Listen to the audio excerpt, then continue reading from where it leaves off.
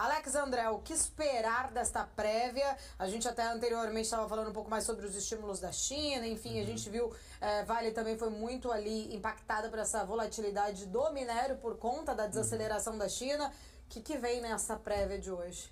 Acho que é uma prévia que o mercado, eu vejo que Vale é muito fácil prever, né? Ou seja, porque os números são de conhecimento de mercado, né? Uma companhia gigante. Acho que é muito difícil, eu digo que a Vale é um transatlântico, né? Uma empresa que é muito coberta por analistas do mundo inteiro, então é muito difícil ver algo muito fora do que o mercado já espera e já precifica.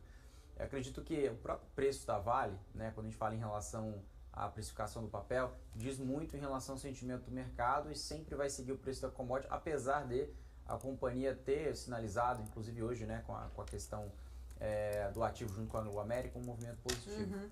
Então eu vejo que o preço da Vale ainda vai sentir, ainda vai trazer algum certo tipo de né, principalmente ali sendo afetado em relação à demanda, né? Você até me mandou uma notícia, né, Paulo, falando sobre a demanda de aço no mundo, caindo próximo de em torno de 3%. Né? Então 3% é muita coisa, né? Muita coisa, muito volume. E aí quando a gente fala aqui em Brasil, respectivamente, claro que Vale, a gente fala uma empresa global, né, que exporta muito, mas quando a gente fala de Brasil, a competitividade ela é muito restrita. Né, a gente vê aí o aço chinês inundando o mercado, né, sendo mais competitivo. Nos Estados Unidos é a mesma discussão lá também, mas lá tem as barreiras, né, tarifárias, né, impostas. Então acho que a Vale ainda deve continuar sofrendo, mas por outro lado, é uma empresa que ela continua gerando caixa, né, a gente sempre fala isso, uma empresa geradora de caixa, bons ativos, que tem um alto índice, né, quando a gente fala aqui do seu minério, ou seja, um ativo de altíssima qualidade, e começa a trazer também, cada vez que o preço ele caia, né? Claro que a geração de caixa ela é impactada por isso, né? Porque o EBITDA ele acaba sentindo, talvez a alavancagem operacional não seja tão alta por questão de preço, né? Cada vez que o preço do minério sobe, a demanda sobe, e isso acaba trazendo uma alavancagem operacional, isso acaba traduzindo-se em um provento maior para o acionista, uma geração de valor maior para o acionista, mas mesmo assim a companhia continua, né, proporcionalmente traduzindo altos retornos para o acionista. O que seria alto retorno? Acima de 10% de dividend yield no ano.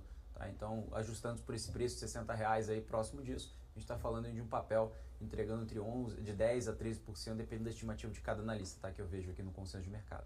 Alex, você até adiantou aí um pouco, né, sobre um dos fatores na reação do papel hoje, mas a gente queria falar um pouco mais sobre essa aprovação do CAD, inclusive, né, ali nesse projeto Serra de Serpentina. Como que você vê, né, de fato, esta aprovação? O quanto isso pode acabar, de alguma forma, ajudando até mesmo ali nessa estratégia de crescimento da Vale, trazendo até mesmo essa possibilidade, como você falou, do desafio do mercado ali de minério de ferro no Brasil?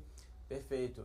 Essa região, ela é muito conhecida, né, por várias minas ali ao entorno, e essa mina, respectivamente, ela foi aprovada agora pelo CAD sem restrições, com um projeto junto com a Anglo American, né? Então, ou seja, a Vale vai desembolsar um capital, mas também tem a possibilidade de ampliação de malha ferroviária, né, ou malha logística, enfim, como posso dizer. Lá, Paula, passa ali o famoso minério-duto Minas Rio, que é o maior mineraduto do mundo, né? Ou seja, em termos de extensão. Então, dizem aí, né, que seja, com essa possibilidade de aumento, de incremento de produção, com esses investimentos, com toda essa transação que foi feita, talvez precise, né, de um investimento logístico. Então, ou seja, quais são as sinergias?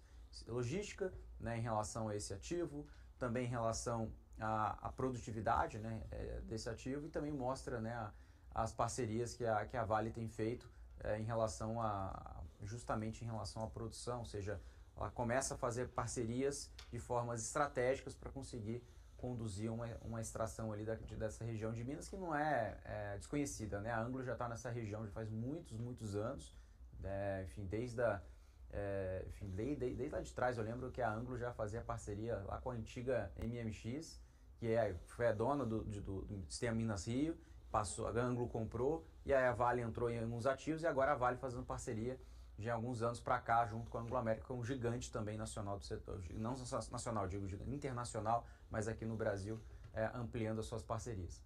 Alex, mudando de companhia, né, saindo de Vale, queria ainda aqui no nosso cenário brasileiro, Marco Polo agora é top pick do setor, é isso? Pelo menos na visão da XP, pelo menos né? pedido da XP, né? Mas é engraçado, né? Porque a Marco Polo foi uma empresa que subiu muito, o mercado já acreditou que estava muito caro, e aí agora vem os analistas dizendo que talvez não é tão bem assim. E quais são as razões, né, principais? A Marco Polo tem algumas linhas né, uma linha que a gente chama de ônibus escolares, né, que é o caminho da escola, que são contratos com o governo federal. Essa linha especificamente de negócio é o que salvou a companhia de uma possível crise sem precedentes na época da pandemia, porque a pandemia, todas as compras ficaram paralisadas, enfim, e tudo isso acabou traduzindo-se em uma crise na companhia. E aí o caminho da escola não parou, né? Esse contrato não parou e acabou traduzindo uma sustentabilidade da empresa. A gente tem a linha de urbanos, né? A linha urbana, que são os ônibus, né, de rua que você consegue ver todos os dias aqui nas cidades, e grande parte é Marco Polo, né? Com as eleições municipais, abre-se mais uma vez uma expectativa de novos contratos, né? Toda vez que tem eleições municipais, como de agora, os contratos acabam sendo revistos, né? Ou seja, quem se reelegeu ou quem acabou de entrar na prefeitura, para o ano que vem já começa a entender esse planejamento de frota, e isso sempre traz novos investimentos, novas tecnologias, acho que é importante, né? Ônibus eletrificados, já é realidade aqui em São Paulo, é feito pela Marco Polo, essa pauta ESG, a Marco Polo é pioneira.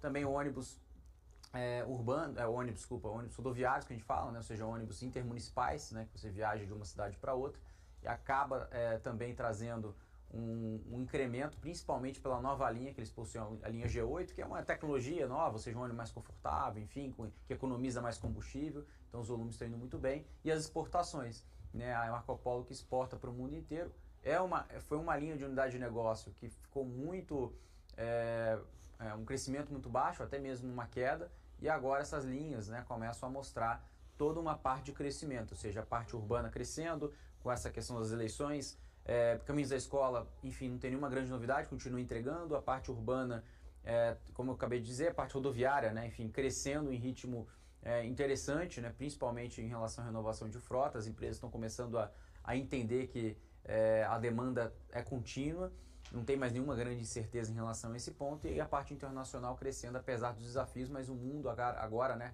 reduzindo o custo de capital, os Estados Unidos reduzindo juros, né, os mercados emergentes. Então isso acaba traduzindo-se como um crescimento nessa unidade, Paulo. Ô Alex, inclusive, né, a gente tem aí duas telas que você trouxe pra gente, aí você falou Estados Unidos reduzindo os juros, dá pra tentar entender. A primeira tela que eu queria que colocasse ali no ar, a gente tem essas empresas que foram as empresas que mais perderam valor desde a alta de juros nos Estados Unidos, né? Essa queda prevista aí, essa daí justamente, né, aguardada agora, será que será suficiente para destravar aí? Olha, são perdas bem significativas, né? Quando a gente olha o Walgreens aí, 71,16 pontos. Ótimo, né? você falar de Walgreens, que eles anunciaram hoje, né, um plano, né, ou seja, não vou dizer assim de recuperação, mas é um plano de realmente colocar reestruturação, né? Acho que seria a melhor palavra, reestruturação do Walgreens. Fechar mais de 1.000 lojas, Paulo, nos Estados Unidos, tá? Justamente para entender que loja que está sendo rentável, que loja que não está, que loja que tem sobreposição com outra.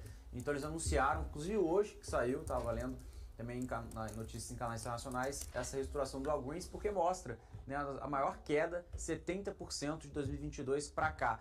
E qual que é a principal... Só para complementar, Sim. O prejuízo que ele divulgou no quarto tri fiscal foi de 3 bilhões de dólares. Acabei de ver agora, há 2 horas atrás a notícia. É muita coisa. Então o mercado já antecipa isso, né? Então, por que o papel caiu 70%? Porque o mercado ele já tenta antecipar esse movimento e às vezes até acelera depois da confirmação. Então, alguns, como a gente acabou de dizer aqui, você cai de 70%, Dollar General, que é uma loja conhecida como 99 aqui no Brasil, Dollar Tree, né, essas lojas.